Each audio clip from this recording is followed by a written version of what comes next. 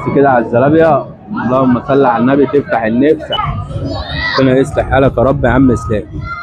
رحله البحث عن التراث لسه الجوله مستمره، اجواء رمضان، كل سنه وانتم طيبين. واحنا هنا يعتبر في التراث، حته تراثيه جميله. احنا في شارع المعز. طبعا شارع المعز اول ما تخش كله بهجه وسعاده، واول حاجه بتفكر فيها ايه يا مستر؟ الزلابيه. التحليه. احنا جبنا النهارده عربيه زلابيه مميزه من الشارع دوت، عشان في ناس كتير بتقدمها. احنا عند عربيه ابو هيبه، هنشوف عنده الاسعار والحاجات دي كلها، واعمل الزلابيه بايدي كده ونشوف هتيجي معانا ولا لا. ويلا. ده بيبدأ من 15. ده ب 15 ماشي. ده عامل 30 جنيه يا باشا.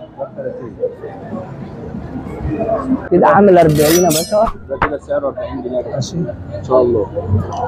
الصوصات اللي تحت دي ده صوص، في صوص كارمل، صوص مانجا، فانيليا، فراوله. يعني زي ما الزبون عايز الصوص اللي اي عايزه. طعم يا باشا الزبون اللي هو بيحبه.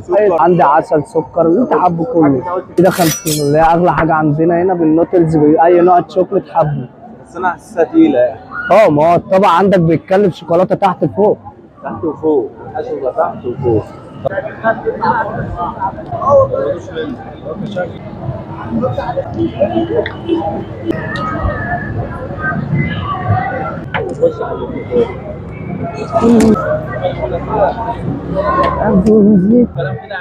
ايوه يا عم الناس. ده كده الطبق اللي انت بتعمله. شغله قوي كده.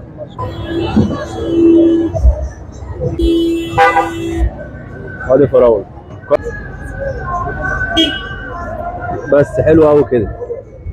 ده الطبق اللي انا عامله مانجا وفراوله ودارك شوكليت، وهي لقمه القاضي، فدي هنسميها لقمه اسلام. اللي يجي لك من على الصفحه تعملها له كده، مانجا فراوله دارك شوكليت. اللي يجي يشرفنا يا باشا. حلو كده. انت قلت بقى دي سعرها كام؟ دي بتبدا من 15. دي 15. بس وضع الصوص ده دي ب 15، بس هو بيكتر صوص زي كده. صور دي كده، هيغرقها لك صوص بقى.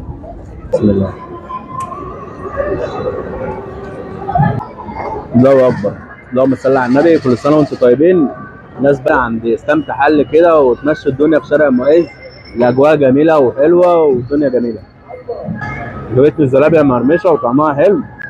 السعر بتاعها جميل.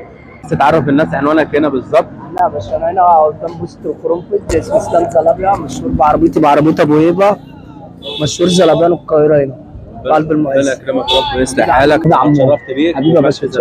ربنا يا رب يرزقك ويصلح حالك يا رب.